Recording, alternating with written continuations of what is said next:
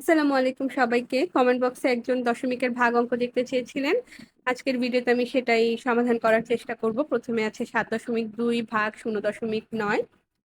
যেহেতু এখানে ভাজ্য ও ভাজক দোনো পক্ষেই আপনার দশমিক রয়েছে, তবে ভাগের ক্ষেত্রে একটি নিয়ম হচ্ছে ভাজকের ক্ষেত্রে কোনো দশমিক থাকতে পারবে না। এই জন্য আমাদেরকে প্রথমে দশমিকটা উঠাতে হবে। দশমিক উঠাতে গেলে দশমিকের জন্য 1, আর যেহেতু দশমিকের পরে একটি অক্ষর আছে এই জন্য একটি শূন্য নিতে হবে।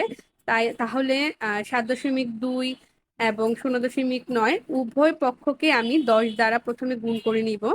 যেমন 7.2 ইন্টু 10 ভাগ 0.9 ইন্টু 10। প্রথমে মনে করলাম যে এখানে দশমিকটা নেই। 72 ইন্টু 10, তো 72 ইন্টু 10 হচ্ছে 72 একে 72, আর দশমিক দিয়ে এই যেহেতু একটা শূন্য আছে মানে দশমিকের পরে একটি অক্ষর আছে এই জন্য একটি শূন্য নিলাম। তারপরে আবার সেম ভাবেই 9 9 একে 9 দশমিক দিলাম। দশমিকের পরে যেহেতু দশমিকের পরে একটি অক্ষর আছে তাই একটি শূন্য নিতে হবে।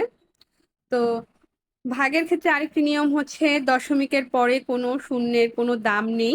তো সেই ক্ষেত্রে আমি 72 ভাগ 9, তো 72 আর 9কে এটা কিভাবে দ্বারা ভাগ করব সেটা হচ্ছে 8 নং 72। উত্তর হচ্ছে 8। আশা করি আপনাদেরকে বুঝাতে পেরেছি।